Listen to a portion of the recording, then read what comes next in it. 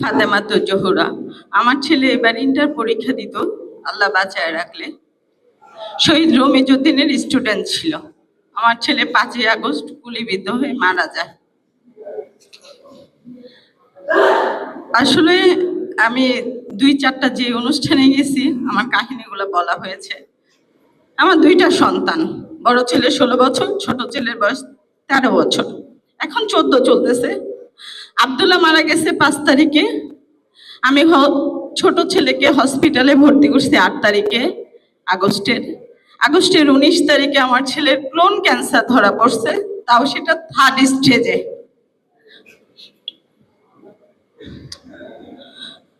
Even আমার husband মার্চের 18 তারিখ ইন্তেকাল করছে ব্রেন স্ট্রোক করে।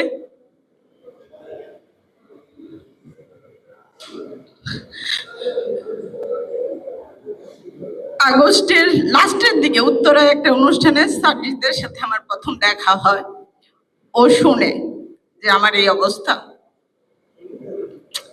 ও নিজে থেকেই আমার বাসায় আসে, আয়েশা জিসানকে দেখে যায় এবং আমাকে কমিটমেন্ট করে, আন্টি আমি আপনার বড় ছেলে, জিসানের জন্য যত দূর করা লাগে আমি করব। ও পার্সোনাল নাম্বার আমাকে দিয়ে যায়। আমি ওপিজিতে যাইতে চাই, যায় না। এর মধ্যে সবচেয়ে বড় ভূমিকা রাখে আব্দুল্লাহর কলেজের প্রিন্সিপাল। উনি আমাকে, যখন আমি বলছি আমার জিসানের পিজিতে অনেক কষ্ট হচ্ছে, কারণ প্রতিদিন লাশ বের হচ্ছে, এতটুকু ছোট ছেলে সে সহ্য করতে পারতেছে না, উনি অনেক দৌড়াদৌড়ি করে আমার ছেলে ট্রিটমেন্ট সিএমএইচে ব্যবস্থা করে। ওনার কাছে আমি চিরকৃতজ্ঞ। আজকে জিসানের ট্রিটমেন্টের রাস্তা তৈরি করে দেওয়ার জন্য। আমি এই বিগত 1 বছরে হাসজিদের সাথে আমার 4 থেকে 5 বার দেখা হয়েছে। আমি বলতে পারবো সাজিদকে আমি অনেক রিকোয়েস্ট করছি, সাজিদ আমার জিসানের জন্য কিছু করো, কারণ একটা ক্যান্সার রোগীর ট্রিটমেন্টে কি পরিমাণের খরচ সেই জানে। আর আমার পাশে দাঁড়ানোর মতো কেউ ছিল না। আমার বড় ছেলেটা মারা গেছে, আমি ওর শোক পালন করবো না আমার ছোট ছেলেকে নিয়ে দৌড়াবো। একটা মার জন্য এই রাস্তাটা যে কি কঠিন শুধু সেই বুঝে, কারণ আমার আল্লাহ দেওয়া সবচেয়ে প্রিয় 2টা ধনকে নিয়ে আমি যুদ্ধ করতেছি। একটা তো আল্লাহ পছন্দ করে নিয়ে গেছে, আর একটাকে নিয়ে।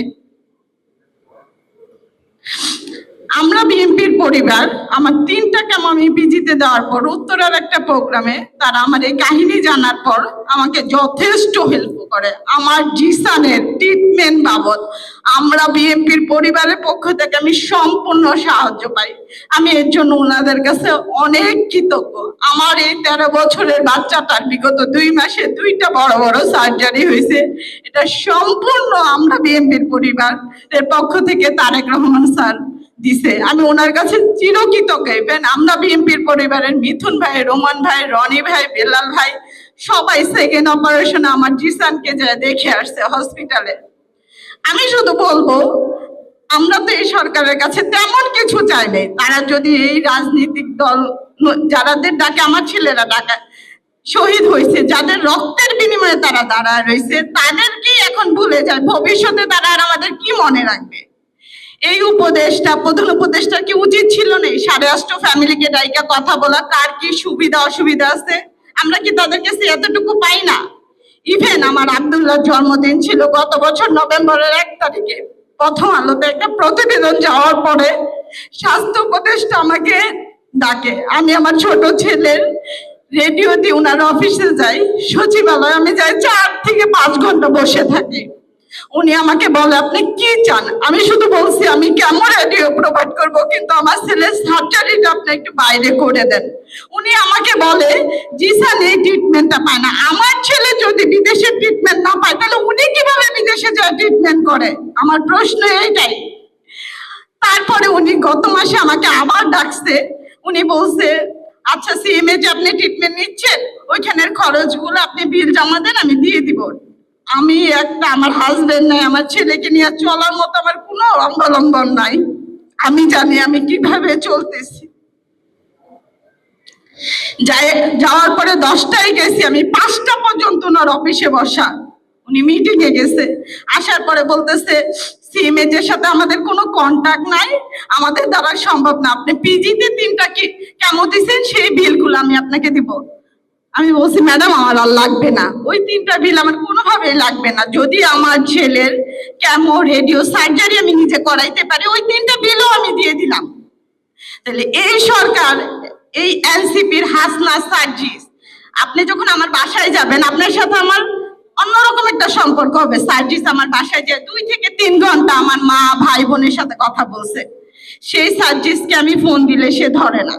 ইভেন আমার ছেলে যে ক্যান্সারটা, এটা 2টা কারণও হয়, একটা হচ্ছে বংশগত থাকলে, আর একটা হচ্ছে আপনি 50 আপের উপরে বয়স হলে। ওর বংশের কারও নাই, ইভেন ওর বয়সটাও মাত্র 14। আমার ছেলেকে কালকেও আমি ডাক্তারের কাছে নিছি, আমার ছেলের পুরো পাকস্থলীটা কেটে ফেলছে। এই সেকেন্ড অপারেশনের পরে 3 দিন পরে ওকে যখন বেডে দেওয়া হয়, ও শুধু আমাকে বলে আম্মু আমি আর নিতে পারতেছি না, আমাকে এবার মাফ করে দাও। একটা মা হিসেবে এই সন্তানের কাছ থেকে এটা শোনার চেয়ে মরে যাওয়া অনেক ভালো। ও এতগুলা কেমন রেডিও নিছে, কোনোদিন আমাকে বলে না যে আম্মু আমি আর পারতেছি না। আমি ধন্যবাদ জানাবো আমরা বিএনপির পরিবারে তারেক রহমানের স্যারকে। সেকেন্ড অপারেশনের আগে উনি বলছেন জিসানকে শুধু বলেন শক্ত থাকতে, আর বাকিটা আমরা দেখব। ইনশাল্লাহ আপনার 2 ভাইয়ের পাশে আমিও আছি, আপনি কখনো নিরাশ হবেন না। এখন যদি এই কথাগুলো আমি বলাতে বিএনপির পক্ষ নিয়ে কথা বলি, আমি সরি, কারণ আমি ওদের টাকা দিয়ে আমার ছেলে ট্রিটমেন্ট করাইছি। কিন্তু এই সরকার বলতে পারবে না আমার জিসান বাবু একটা টাকা সাহায্য করছে। আরে এই সার্জিস হাসনাত এনসিপি আজ পর্যন্ত যোগাযোগই করে নাই, সাহায্য তো পরের হিসাব। অসংখ্য ধন্যবাদ আপনাদের সবাইকে।